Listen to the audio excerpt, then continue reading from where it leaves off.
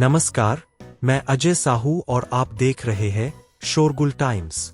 कहानी सीक्रेट अमीरजादा के इस एपिसोड में शिवांक और ऋषभ मधुर से डील करने के बारे में सोचते हैं। आहान लोगों से मिलने में बिजी था। पंकज ने उसे डेजर्ट की छोटी फैमिली से मिलवाया था। आहान सबको बताता है कि उन्होंने जो कुछ भी सुना है सब सच है। दोनों को लगता है कि ये फैमिलीज डेजर्ट वुल्फ से डरती है और बिना वर्मा फैमिली की मदद के वो कुछ नहीं कर सकते हैं। जब वो वापस जा रहे होते हैं तब उन्हें एक लड़का मिलता है जिसे कुछ लोग बुली करते हैं। आहान उस लड़के की मदद करना चाहता है और उसके घर जाना चाहता है। जब आहान ने कहा कि वो उस लड़के के घर जाना चाहता है तब यथार्थ को उसका कारण समझ नहीं आया, पर उसके पास मना करने की भी कोई वजह नहीं थी। उसने कहा वो अभी घर पर नहीं होगा और उसकी बहन भी काम पर गई होगी, वहां जाने का कोई फायदा नहीं है। आहान ने कहा कोई बात नहीं, मैं फिर भी वहां जाना चाहता हूं। यथार्थ ने अपने साथी मोनू की तरफ इशारा किया और उसे आहान को समय के घर ले जाने के लिए कहा। पंकज उन लोगों के साथ वहीं पर रुका और आहान अकेले मोनू के साथ उसके पीछे चलने लगा। रास्ते में आहान ने पूछा, उस लड़के ने तुमसे इतना कर्जा क्यों लिया? मोनू ने कहा, बुरी आदतें लग गई है, उसे ड्रग्स की लत है उसे। आहान ने इस बात का अंदाजा पहले ही लगा लिया था। वो समय को देखकर ही समझ गया था कि उसने पैसे किसी बुरी आदत की वजह से लिए है। चलते चलते आहान को लगा जैसे वो किसी गलत रास्ते पर जा रहे हैं। आहान को खतरे का एहसास हुआ, तब उसने मोनू से पूछा, क्या ये रास्ता सही है? हमें यहीं से जाना है। मोनू ने स्माइल किया और आहान की तरफ देखते हुए अपने पास से एक चाकू निकला। ये देखकर आहान ने कहा, ये तुम क्या करना चाहते हो? आहान उन्हें पैसे देने के लिए तैयार था, फिर भी वो ऐसे हरकत कर रहा था। ये बात आहान की समझ के परे थी। मोनू ने कहा, तुम इतने पैसे वाले हो, एक अनजान लड़के के लिए 35,000 देने के लिए तैयार हो गए, तो फिर थोड़े और पैसे क्यों नहीं दे देते? वैसे भी कोई भी अमाउंट तुम्हारे लिए तो छोटा ही है। आहान डिसअपॉइंटमेंट में अपनी गर्दन हिलाने लगा। वो जान गया था कि ये लोग बहुत लालची थे। उसे ये भी पता चल गया था कि वहां पर पंकज भी ऐसा कुछ फेस कर रहा होगा, पर उसे उसकी फिक्र नहीं थी क्योंकि वो जानता था कि पंकज ऐसे मच्छरों को आराम से हैंडल कर लेगा। भले ही आहान के पास बहुत पैसा था, पर वो ऐसे ही किसी को देने के लिए नहीं था। उसने कहा, अगर तुम मुझे चुपचाप उस लड़के के घर ले जाओगे तो मैं तुम्हें कुछ नहीं करूंगा। ये बात सुनकर मोनू बहुत हैरान हो गया और उसने अपना चाकू दिखाते हुए कहा, तुम्हें दिखाई नहीं दे रहा कि ये क्या है? अगर लग गया ना तो गहरी चोट आ जाएगी। आहान ने कहा, मैं तुम्हें लास्ट चांस दे रहा हूं, अपनी गलती सुधार लो। ये सुनकर मोनू को बहुत गुस्सा आया और उसने कहा, लगता है तुम्हें तुम्हारी औकात याद दिलानी ही पड़ेगी। इतना कहने के साथ ही मोनू आहान पर चाकू मारने लगा, पर आहान ने उसका हाथ पकड़ा और उसकी कलाई मोड़ दी। दर्द की वजह से उसके हाथ से चाकू छूट गया और वो जोर से चिल्लाने लगा। आहान ने कहा, अब बोलो, चाहिए तुम्हें और पैसे? मोनू ने कहा, नहीं नहीं, मुझे कुछ नहीं चाहिए, छोड़ो, मुझे बहुत दर्द हो रहा है। आहान ने उसे धक्का दिया और वो जमीन पर जाकर गिर गया और अपना हाथ सहलाने लगा। आहान ने कहा, चलो, मुझे उस लड़के के घर लेकर चलो। मोनू उठना नहीं चाहता था और आहान के साथ नहीं जाना चाहता था, इसलिए उसने उसकी बात को अनसुना करने की कोशिश की, पर आहान ने उसकी तरफ देखा और कहा, क्या हुआ? अकल ठिकाने नहीं आई क्या अभी तक? ये सुनकर मोनू घबरा गया और तुरंत उठकर खड़ा हो गया।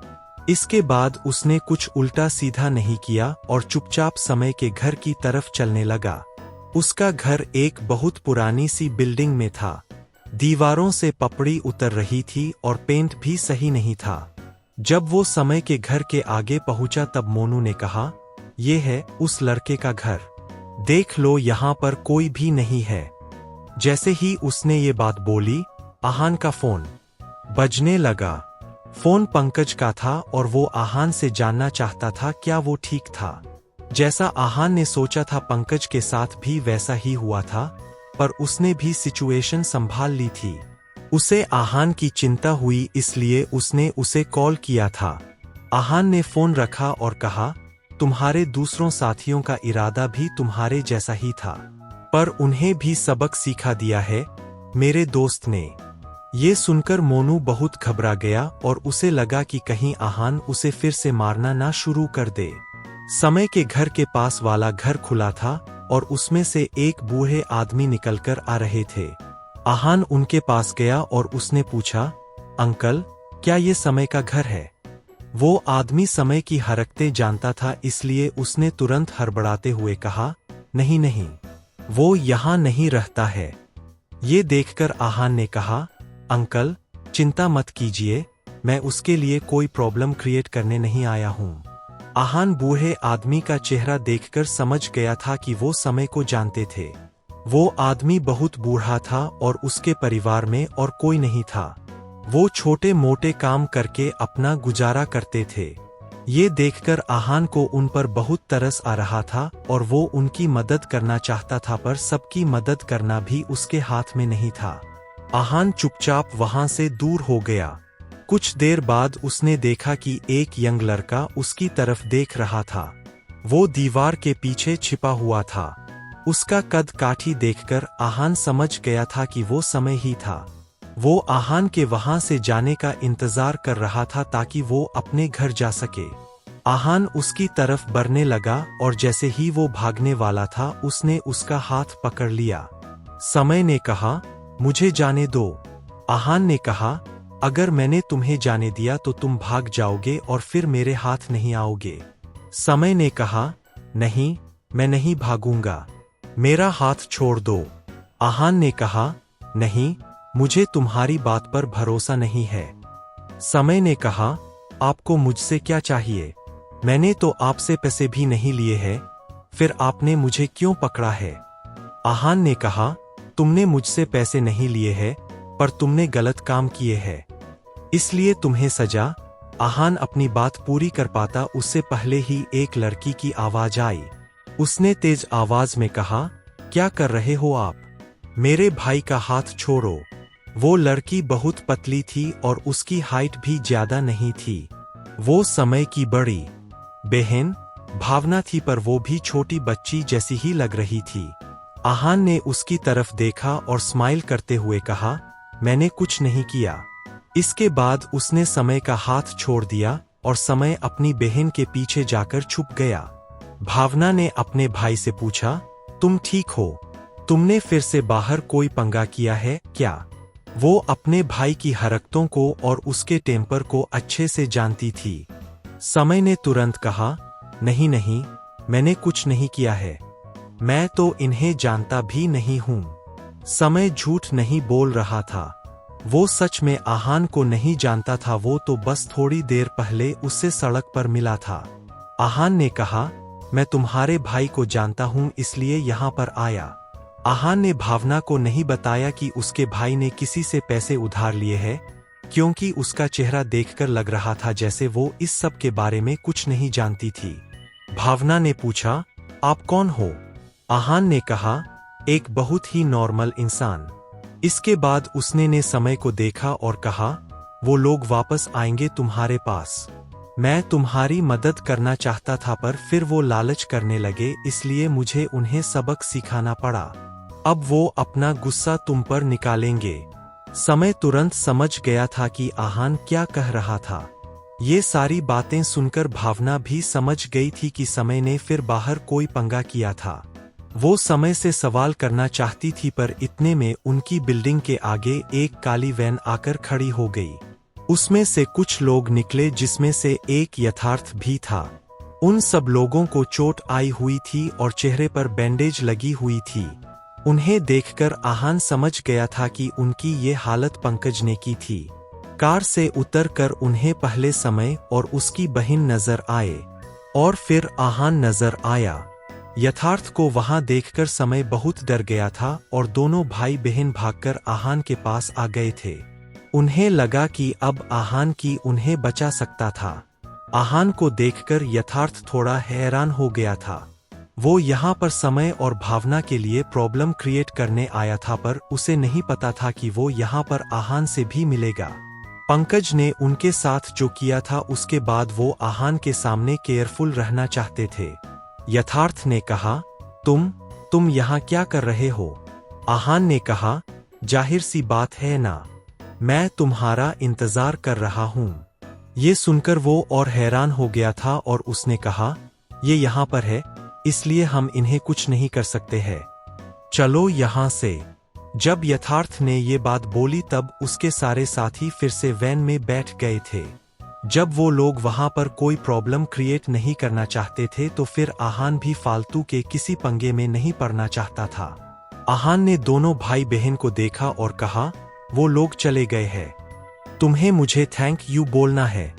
भावना बहुत कन्फ्यूज्ड थी। उसने कन्फ्यूजन में कहा, ये लोग मेरे भाई को ढूंढने आए थे, आपने इसकी मदद की है, ऐ ना? आहान ने स्माइल किया और कहा, हम। भावना ने कहा, आपने ऐसा क्यों किया? भावना को हमेशा लगता था कि इस दुनिया में अच्छे लोग नहीं है और अगर कोई किसी की मदद करता तो उसका कोई ना कोई स्वार्थ जरूर होती है। आहान ने कहा, ऐसे ही कभी कभी मेरे अंदर का अच्छा इंसान जाग जाता है। भावना को इस बात पर भरोसा नहीं था और वो आहान को देख रही थी। ये देखकर आहान ने कहा, अब मैं यहाँ से चलता हूँ। कुछ देर तो वो लोग यहाँ वापस नहीं आएंगे, पर बात का कुछ कह नहीं सकता हूँ। इतना कहते ही आहान वहां से चला गया और भावना उसे जाते हुए देख रही थी।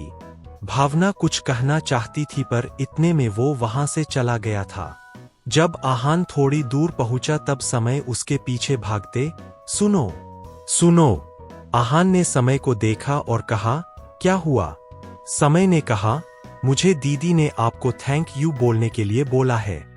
ऐसा लग रहा था जैसे वो वहां पर जबरदस्ती आया था, इसलिए आहान ने ज्यादा ध्यान नहीं दिया और कहा, और कुछ कहना है? समय ने कहा, हाँ, आप मेरी मदद इसलिए कर रहे हो ना क्योंकि आपको मेरी बहन पसंद आ गई है। ये बात सुनकर आहान बहुत हैरान हो गया था और उसने कहा, नहीं, ऐसी कोई बात नहीं है। समय ने कहा, आप मुझसे सच बोल सकते हो। अगर आप चाहो तो मैं रात को आपके लिए दरवाजा खोल दूंगा। आप घर में आकर दीदी को नशे की दवाई दे सकते हो, पर आपको मुझे पैसे देने होंगे। ये बात सुनकर आहान बहुत डिस्गस्ट हो गया था और समय को गुस्से में देखने लगा। गुस्से में आहान उसके साथ क्या करेगा, आगे जानने के लिए बने रहिए हमारे चैनल शोरगुल टाइम्स के साथ। बस इसी के साथ यह एपिसोड यहीं पर समाप्त होता है। इस एपिसोड को आगे बढ़ाते हुए कल फिर मुलाकात होगी।